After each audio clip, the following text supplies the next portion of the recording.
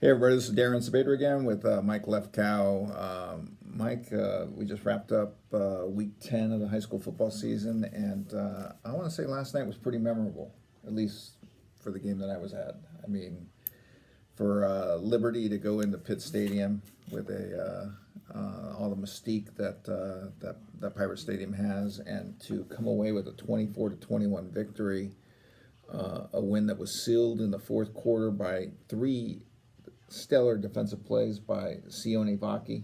We all know about him as an offensive threat, but he makes a hit at the goal line as Pittsburgh's running back is running in to give the Pirates a lead in the fourth quarter. Vaki blasts him at the goal line, jars the ball loose, and Liberty recovers in the end zone. And then he makes two interceptions down the stretch to seal the 24-21 victory. Not to mention the 9 receptions he had for 148 yards and 2 touchdowns and a couple of punts. He was the punter, too, on a couple of them. I think they had 2 punters, but it's a pretty good game. Well, yeah, he's a terrific player. I guess the colleges are going to have to decide whether to play him on offense or defense. But yeah, I mean, when I covered the Liberty Antioch game, he started that game with a 92-yard kickoff return, and that kind of started the whole thing downhill for Antioch. So he looks a lot bigger in pads. I mean, most guys do, but I mean, he just looked.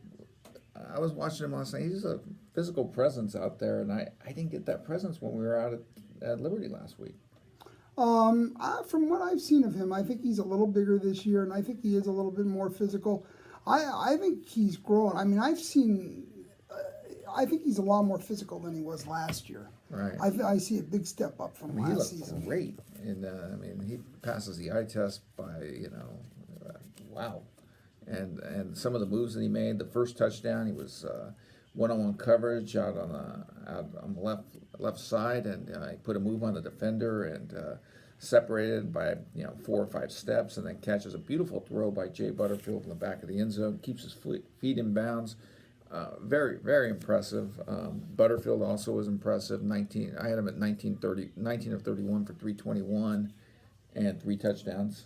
Not bad. Yeah, I know he's playing well. He another guy who's going to be heavily recruited. He's only a junior. He went to Michigan last week, I think, during the bye week. So, yeah, I mean, you have Butterfield and Blocky on the same team, and that's 2 good players right there. They have 2 other receivers who were just fantastic. I keep calling them number 17 and number 2 because I don't have their names, but I probably should look it up here in our lovely roster. Do you remember who they are? Yeah, number 17 and number 2. Is that what you called them too? They got to have names. I'd have to look at a roster. I mean, that's the thing. I'm You going to see give so a many shout out kids. to number 2, Jaron Easter Williams. Oh, yeah, Easter Williams, yeah. Easter Williams. Yeah. And this guy's a captain. We should know his name. Adric. Adric Lamar. Yeah, Adric Lamar.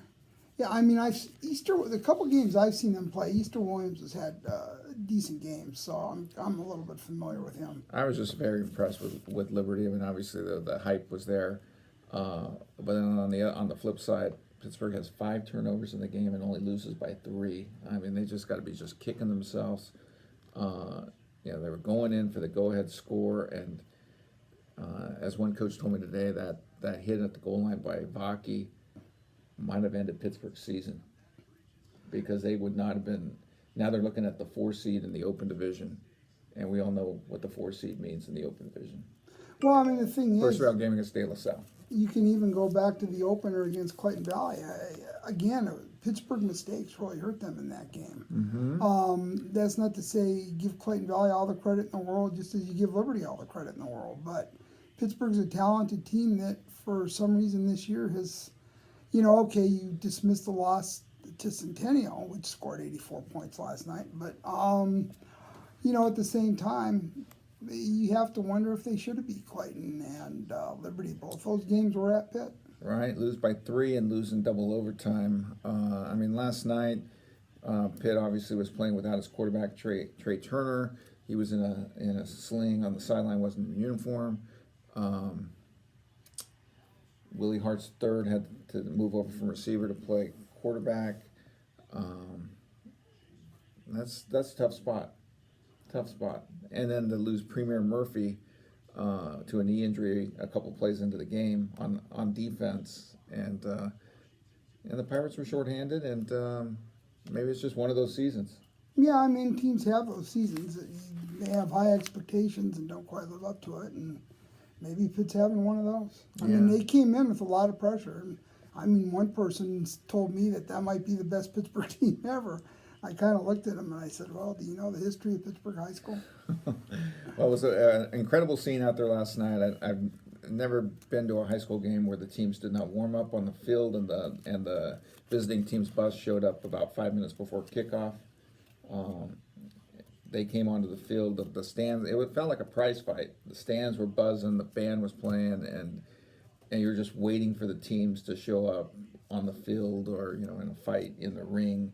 Liberty's bus rolls in. They warmed up at their own field. It was senior night for the Pittsburgh band, so the field was being used for about up until about maybe 20 minutes before kickoff. But I was still a little surprised that the teams, usually you warm up in a softball field or something, and then come over and finish your stuff on the actual playing field. But not the case last night. It was a pretty cool scene.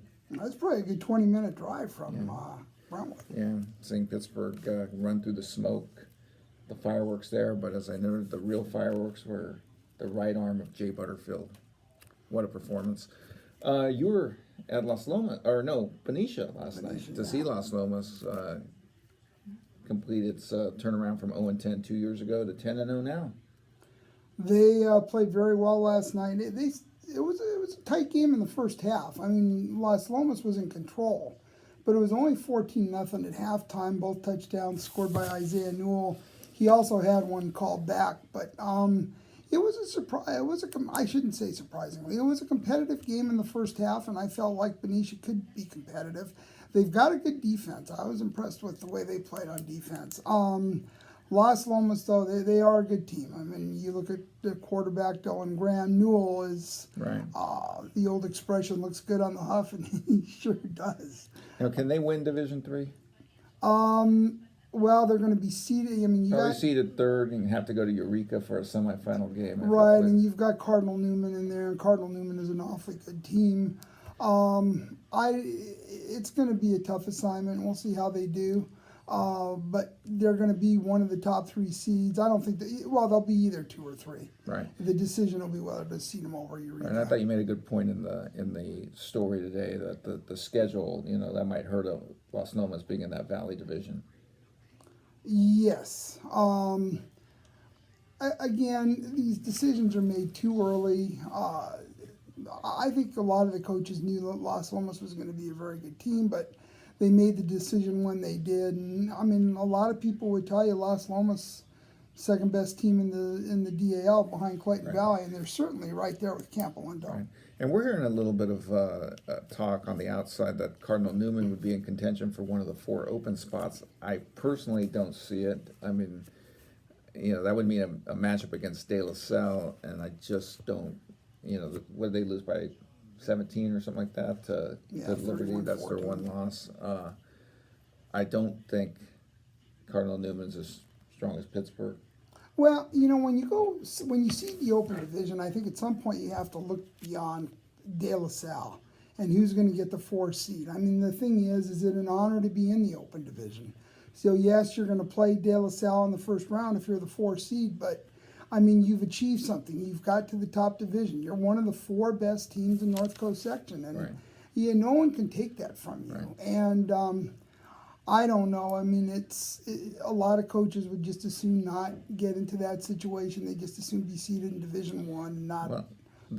The seeding meeting is next Sunday, and there are some games to be played next week, the last weekend of the regular season in the North Coast section, and there's a big game next Saturday afternoon. I believe it's the 100th game between Antioch and Pittsburgh.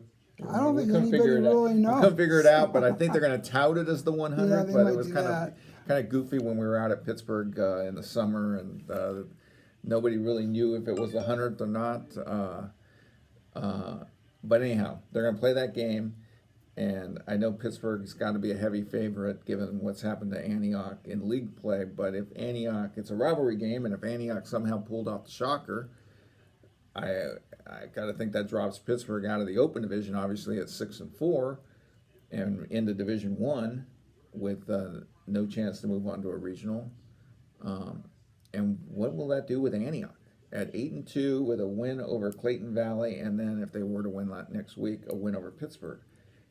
Does Antioch suddenly, in the eyes of the committee, because of that head-to-head win over Clayton Valley, suddenly become the 3 seed? Well, I was talking to Miramonte coach Jack Schramm today, and he said what he thinks happens is suddenly you start looking at 3 teams. You start looking at Antioch, you look at Monte Vista, you look at Cardinal Newman.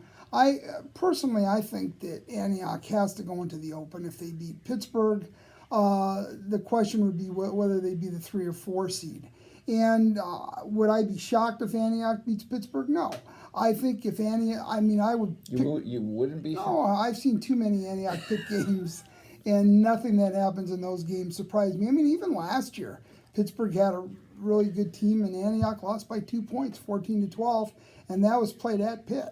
Okay. So the thing is that the history of that game is you never know what's going to happen. They are both sky high, and so let's say Antioch wins. Do they get? I mean, we've seen the North Coast Section Committee the last 2 years. Are those 3 members of the committee going to put Antioch in the 3 spot and another game against Liberty, a team they lost to 52-0, and put Clayton Valley back in the 4 spot for the 3rd year in a row? Or are they going to keep Clayton Valley in the 3 spot, even though it lost to Antioch? No, I mean, if I'm a voting member, I put Clayton Valley in the 3 spot. I mean, in all due respect to Antioch, yes, they beat Clayton Valley. Yes, they beat Clayton Valley at Clayton Valley. Right. But they won by 1 point. I mean, it was a great performance. Tim Murphy regrets having the spread offense against them. He said they should have just played the way they did in the second half. Or maybe they should have tried to kick the extra point instead of gone for the 2-point conversion. Yeah, I think he regrets that too. But anyhow, yeah. I mean, the thing is listen, Antioch played a great game that night. They were leading big at halftime. They gave up 22 unanswered points in the second half and fell behind 28-27. Then they went on an 80-something yard drive, touchdown, 2-point conversion to take the 7-point lead. And then Clayton comes down, scores, elects to try a 2-point conversion, and then Antioch held after So that. even though we have that Antioch-Clayton result, you think it's about if this were to happen, the upset of Pittsburgh next week, that we're looking at, about a 70% chance that the committee puts Clayton in the 3 spot, or do you think it's 50-50? I don't even want to predict what the committee will do. Who's on the committee? Well, we talked to those guys last year. Yeah, but Don Nelson, the EVAL guy, he's retired. He's not there. Unless they just put Rob Stockberger there automatically. I don't know who's on the committee. I don't know what they'll think. If I'm doing it, Clayton is the number 3 seed because, yes, they lost to Antioch, and we can't forget they lost to Antioch. But the thing is that it was a 1-point game. At home, on the black turf. Yes, and Antioch is a good team, and if they beat Pittsburgh, they deserve to be in the Open. But, I mean, come on, does anybody want to see another Antioch-Liberty rematch? I mean, and I'm sure Antioch will come out, and they're thinking, we'll go out there and prove that we're better than what happened that night. 52-0. But, and they probably would. But the thing is that I think Clayton deserves a number 3 seed if Antioch is in the Open. So you're saying Clayton is the 3 seed no matter what, just a lock. They're in 3 seed. I personally would make Clayton the number 3 seed this year and say, okay, boys, let's see what you can do against Liberty, and then the winner takes on De La Salle. Clayton, I mean, I talked to Tim Murphy early today, and I'm like, so that was the result you wanted, right? Pittsburgh losing. And he's like, we actually wanted Pittsburgh to win because then they believe they would have been the 2 seed. Pittsburgh would have been the 3 seed, and Liberty would have been the 4 seed. That I don't know. I mean, I think the BVAL is so good as a league that probably the championship team, even if it has 1 loss or 2 losses, I mean, if Liberty had lost to Pitt, they'd have one loss. Right. Yeah, now maybe Pitt would have jumped up to the number 2 seed, but the thing is the BVAL is by far and away the best league in the Bay Area. But they And- played Clayton. Some of those teams played Clayton in the non-league, and Clayton went 1-1 against them, right? Yeah, And Oh. got the win at Pitt, which is I kind of wrote this week that Pitt had kind of overcome and not allowed that loss to be the defining moment of their season, but now it is again because they lost. Now they lost on Friday. Now it's the one loss that if you take that loss and turn it into a win, their season's completely different. yeah. I mean, you could make an argument that Clayton Valley would be the number 2 seed, but it didn't happen. So I think it all comes down to the Pitt Antioch game next week. If Pitt wins, they go into the Open as the number 4 seed. If Antioch wins, they go into the Open, and there will be some debate about whether they're number 3 or 4. But I would put them at number Right. 4. A couple of things before we wrap up here. You called it on Wilcox. A tight first half, and then they pulled away late to beat Milpitas. I think it was 28-7. Yeah. The holy war between Bellarmine and St. Francis is not what it should be.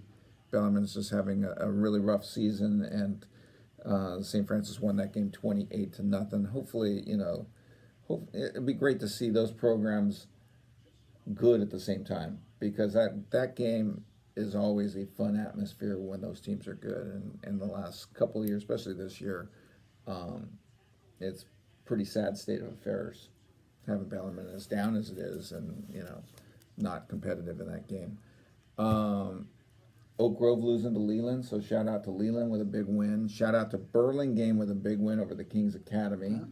My phone has been going off as we've been here taping this thing. So Vitas Masika, who's out at the Menlo Atherton Sacred Heart Prep game, it's now 13-0 MA early second quarter. That doesn't surprise me. But MA was worried about the game time, wasn't it? No, that was Valley Christian. Oh, that was okay.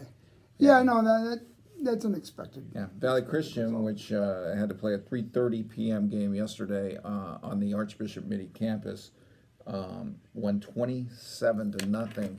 And Valley Christian, So I guess they weren't too disturbed by the time. no, and you're gonna not only the time of the game, but you're gonna get this. Let me find it here on my phone because it's pretty staggering stat. Time of possession in this game. Valley Christian had the ball for 38 minutes and 40 seconds, and Mitty had it for 9 minutes and 20 seconds. Wow.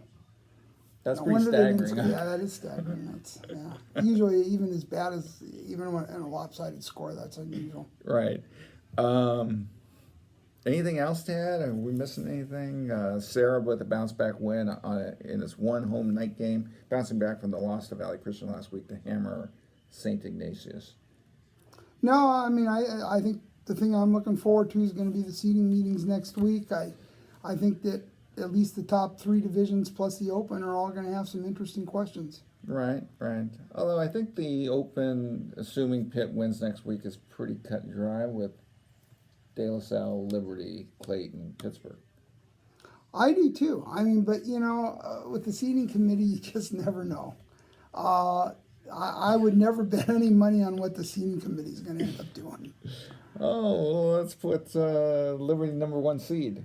Well, okay. What if they did reason- that? But no, I mean, I don't. De La Salle and Liberty are going to be 1-2 unless one of them gets shocked next week, and I don't see that happening. But it's going to be very interesting to see how they determine number 3 and number 4.